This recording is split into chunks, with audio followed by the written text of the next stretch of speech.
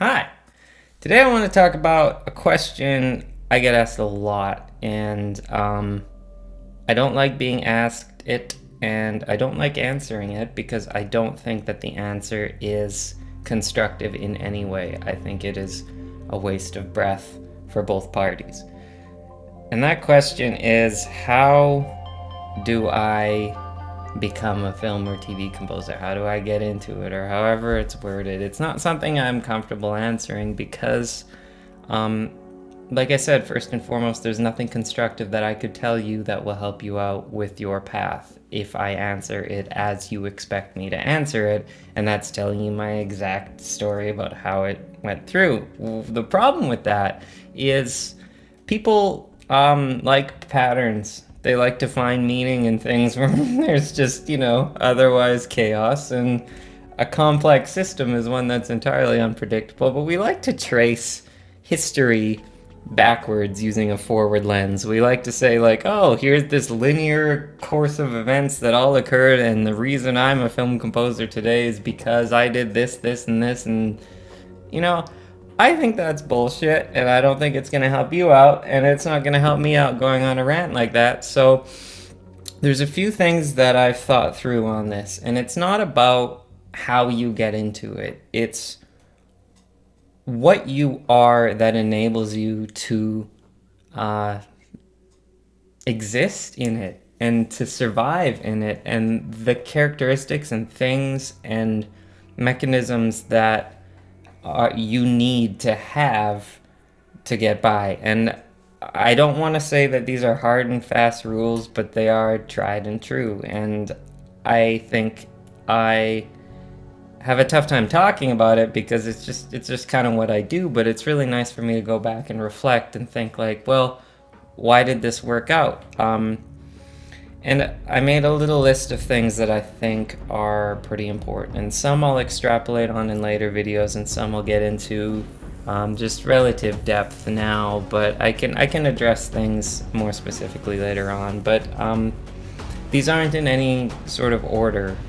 But the first thing that I think you need to have is a good sense of business. And what does that mean? That means, the ability to operate a functioning small business. And that means something totally different for everyone else because a small business is grown from the ground up. It doesn't have this hierarchical business administrative thing, and you don't need to have a business plan to succeed. But what you need to make sure of is that the way you're operating on a macro level translates to the micro level. So the things that you do day in, day out are representative of the entirety of your business. So if you're procrastinating and you're missing invoices and you're forgetting to be thorough while following through on contracts, if you're not following up with things, you're running a shitty business and you should stop that.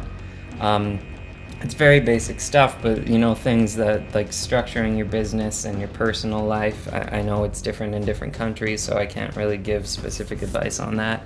But when combined with the business sense is tactfulness and affability and how you structure the people that are around you, whether it's agents, managers, or you like doing it yourself. I personally, I've worked with multiple agents, and the process is fine. I actually really like interacting with my clients directly. I think I like rationalizing to them why I need the amount of money that I need and what I need it for and what they're gonna get with a disparity of low budget, I like being able to communicate with them because it's such a, I don't know, there's no faux pas there. I do this because I love it, and the more you pay me, the better it gets because I can buy all this shit.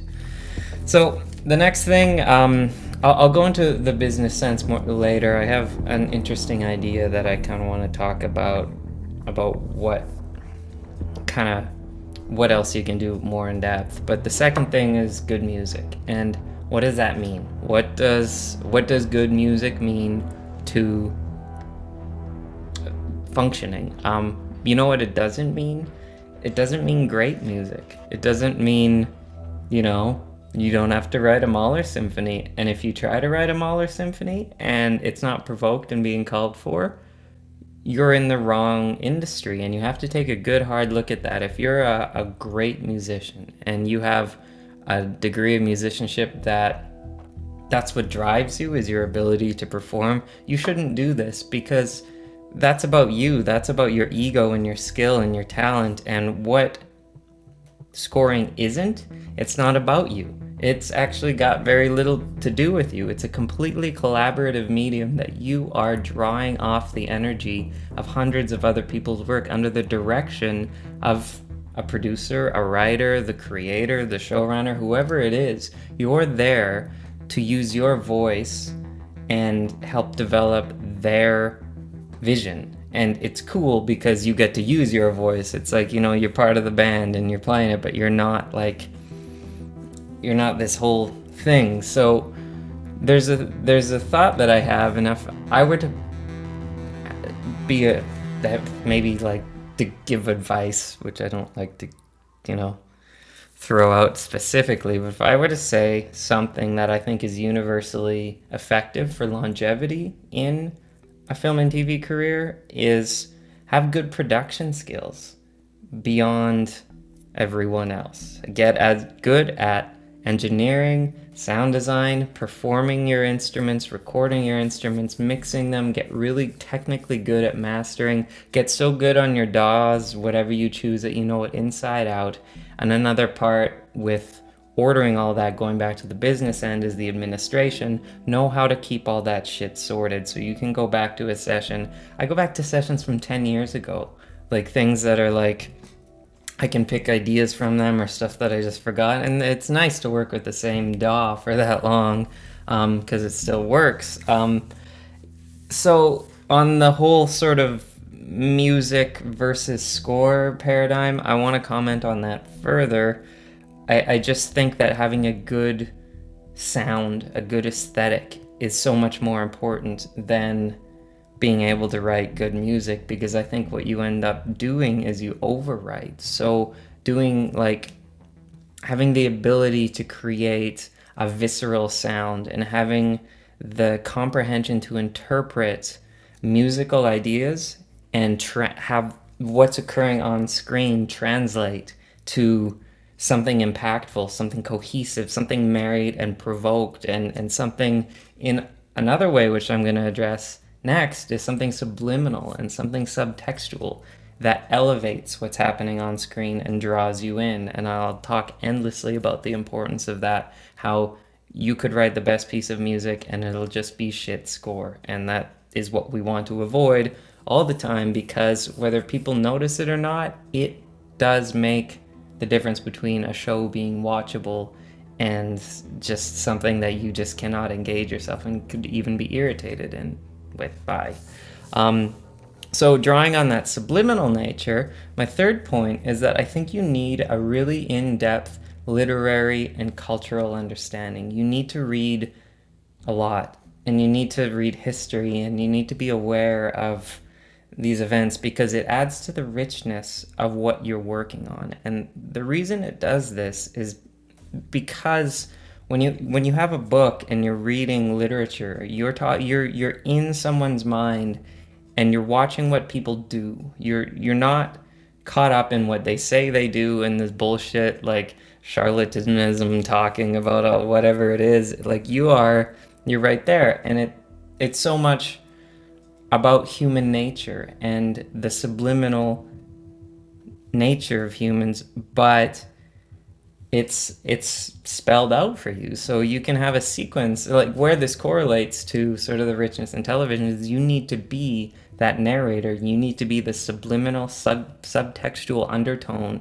that's present in this work, because you can have a shot and it can be like some gruff looking dude in the middle of some specific setting zooming in for 5 minutes. And in a book, that could span paragraphs or chapters just talking about, all the things that are happening. But when you're watching it on TV, it's like, well, now I have to kind of explain what's going on. So having a good understanding of what you're working on, understanding the symbolism, the subtlety, just the mechanics of plot and story writing really makes a huge difference in the richness of what your scores can achieve. Whether it's an episode of TV or a film, it will kind of outline the narrative in a really effective way.